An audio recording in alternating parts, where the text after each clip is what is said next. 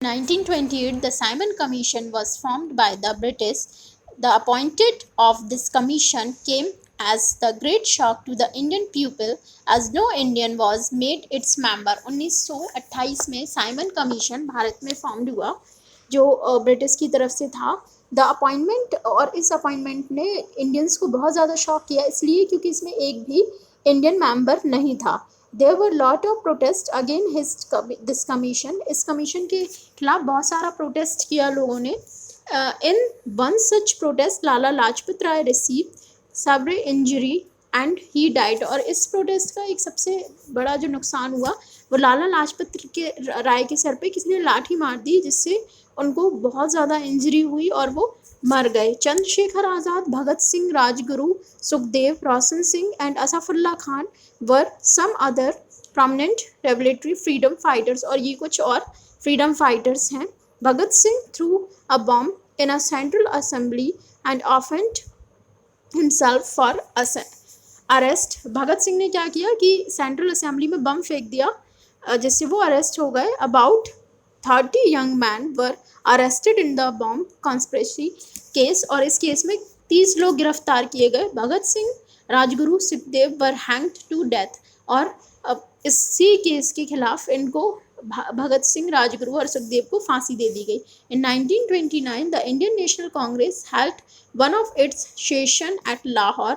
In it Pandit Jawaharlal Nehru place to work the Poonan's complete independence. On 26 January 1930, he unfurled the tricolor bank of river Ravi in Lahore as a symbol of gesture to demand the independent.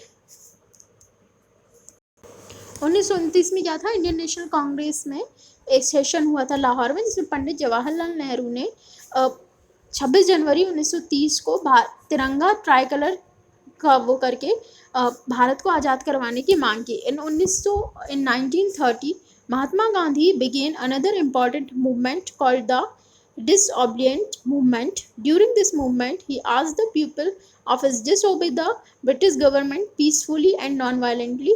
एक 1930 में एक movement आया जिसका नाम था disobeying movement, जिसमें गांधी जी ने non violent तरीके से और पीसफुल तरीके से अंग्रेजों का विरोध करने के लिए इस आंदोलन को शुरू किया. On 12 Gandhi ji 1930 Gandhi ji set out the march from the Sabarmati Ashram with this follows to Dandi. उन्होंने 12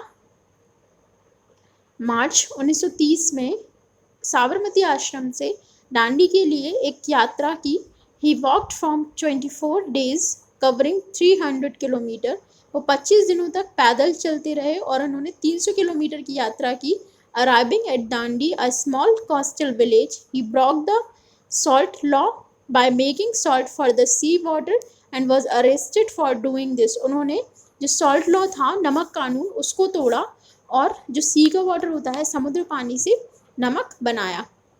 द कॉमन पीपल टू, जिसके लिए उनको अरेस्ट कर लिया गया. The common people to begin to break the salt law and they also were arrested. जो बहुत सारे नॉर्मल पीपल भी इसको बना रहे थे, सबको अरेस्ट किया गया, common people. The British government came down heavily on the people taking part in salt Satyagraha.